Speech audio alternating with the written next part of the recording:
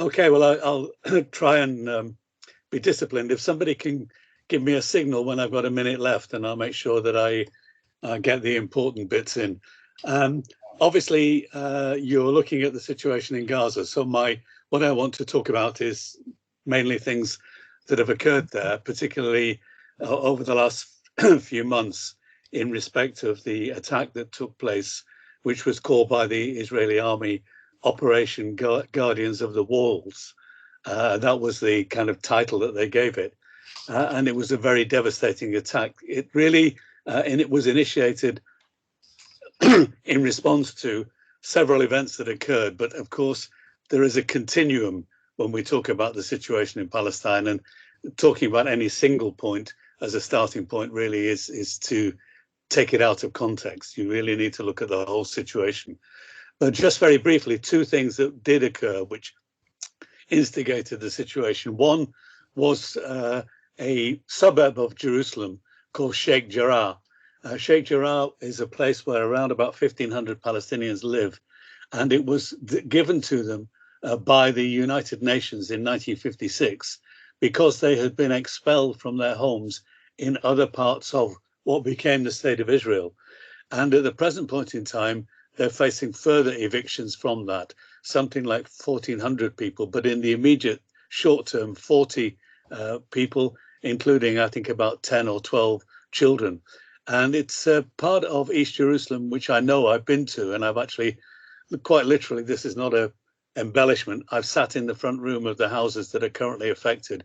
And if you can visualize someone coming to your front door, knocking on the front door and just walking in past you and sitting in the front room and saying that's now their home, that is literally what happened in Sheikh Jarrah to the families that are there. And it's a situation which is really, really, really tragic, because these are families who, as I said, have been expelled in 1956, and this was given to them by the United Nations as part of a peace settlement that was trying to deal with the situation. On top of that, you will have seen that the Israeli military forces invaded Al-Aqsa, the Al-Aqsa Mosque in East Jerusalem. The Al-Aqsa Mosque is a building that you will have seen on the television when you see the dome, the golden dome on the back behind news commentators. That's the Dome of the Rock, and next to it is the mosque. And it's a very large area, a very large compound, which is a religious focus for Muslims. Jerusalem was the third, or is the third holiest place. In fact, at the very beginning of Islam, people used to turn to Jerusalem to pray rather than to Mecca. That's the significance and the standing it had in their faith. But of course, more than that, it's a national symbol for Palestinians. Christian friends of mine say, Christian Palestinian friends of mine say, if there is an attack on Al-Aqsa, it's an attack on all of us, not just on the Muslims. So it was a really serious kind of development. And in response to that, of course, there was issues about rockets being fired from Gaza and the response by the Israeli forces. But I just want to go through very briefly what has happened in Gaza. And these figures are taken from the United Nations Coordinator for Humanitarian Affairs report, Lynn Hastings, who gave this report in writing, and you can find it on the internet. But it was a report she gave orally in a live press conference from Gaza. Something like 256 people have been killed, including 66 children. And something like 113,000 people were forced to find shelter as a result of that, because 16,250 house units were damaged. Some 450 buildings were completely destroyed.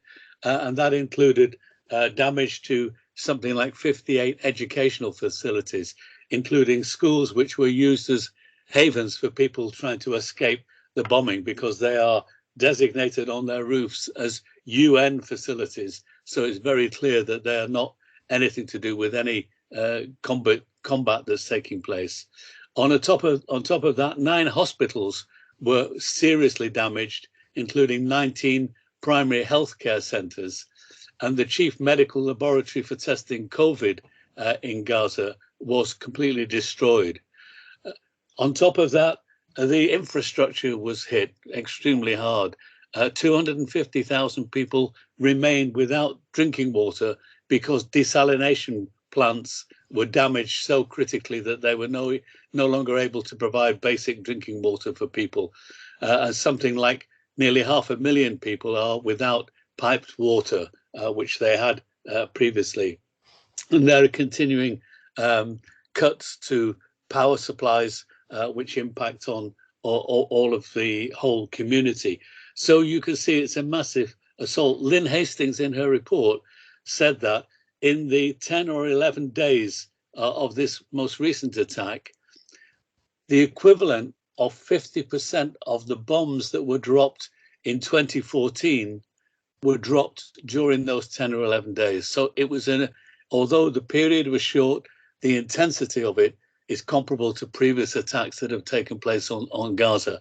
And of course, Gaza, in addition to that, has faced 14 years of blockade. And what that has meant is there's been restrictions on the supplying of materials, on materials being brought into Gaza. There's been limits on the ability of fishermen and women in Gaza to fish because they are not allowed to go out into the Mediterranean beyond about 4 kilometers, and there are restrictions on that. And building materials are strictly limited in terms of their entry into Gaza. So it's an extremely, extremely difficult situation, and life is very precarious for people. The only people who are allowed to go in and out are very largely United Nations people and people who are in NGOs that are recognized. The gravity of the situation is such that the UN has said that these attacks that have taken place on Gaza merit investigation by the International Criminal Court because they are actions which could be deemed to be war crimes, and therefore they ought to be on trial.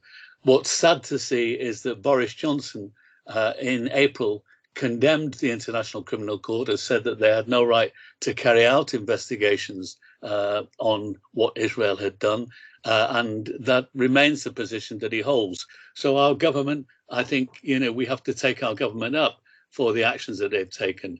The situation, of course, continues to be grave. The trade unions in Palestine have taken action, including a general strike, which took place there. I think the 14th of May was the date. And they have asked trade unionists across the world to show solidarity, not by taking strike action, but social media events, holding up placards and so on. Just briefly then, in conclusion, you will know that there was a massive demonstration in London. Estimates vary from 150 to 200,000. There is going to be action tomorrow. Obviously, it's very short notice for you, so I'm not asking people to jump on trains or drive up to London, but there will be a demonstration at Downing Street tomorrow at 1 o'clock. And obviously, if there are local events, perhaps you could be involved. I hope as a branch you'll affiliate to the Palestine Solidarity Campaign, that individually you'll consider joining and that you'll consider supporting it. And I hope sincerely that you can twin with the Technical College in Gaza, because I think it would have a real meaning to them to see that people beyond their boundaries are concerned about their well-being and want to give them support. Thank you very much. That's brilliant. Thank you so much, Bernard. Does anyone have any questions about the situation in Gaza that Bernard might be able to answer? Oh, yeah, Kevin. Yeah. Okay. Other than raising awareness by the motion of twinning, are there any other methods that we may be able to assist in the situation other than striking, etc.? Or obviously awareness is really important, but is there anything else that would be of benefit maybe to both parties with the twinning? Yeah. Shall I answer? Yes, please. Yeah. Well, I wasn't sure. Sorry. Yeah, I mean, if I can just underline that the unions in Palestine are not asking people to take strike action. They realize that people are in different circumstances and different conditions will apply. What they were asking for is some kind of visual, demonstration of support and recognition. So not asking people at Chichester to go on strike at all, but if it's possible, you know, a social media event with a picture of people holding up messages and so on is extremely welcome. In terms of answering the question, the Palestine Solidarity Campaign has material and information on the website. What we are supportive of is a campaign for boycott, disinvestment and sanctions, and that's particularly to boycott companies that have been supportive of the occupation that is taking place and are complicit in supporting the actions that are taking place. For example, we are against Britain being involved in arms trade with Israel. Israel is a major country exporting and dealing in the arms trade, and there is a company called Elbit here in Britain which is actually linked directly, and I think even maybe a subsidiary of an Israeli company. We are also supporting disinvestment, so unions across the country with the support of the TUC are looking at the pension funds that are held in our names and calling for disinvestment from companies that are complicit in the actions of Israel in terms of what is happening. You know, we're calling for sanctions on Israel to put pressure on the Israeli government, obviously, to begin a process of negotiation and so on. I hope that very briefly has answered the question. Thank you. Yeah. I think, you know, like you touched on, I think the trade union movement throughout history has always taken up internationalist causes, social justice causes, whether it's apartheid South Africa, Pinochet's Chile, and that's very much in the spirit that the motion that we've put forward is continuing that. So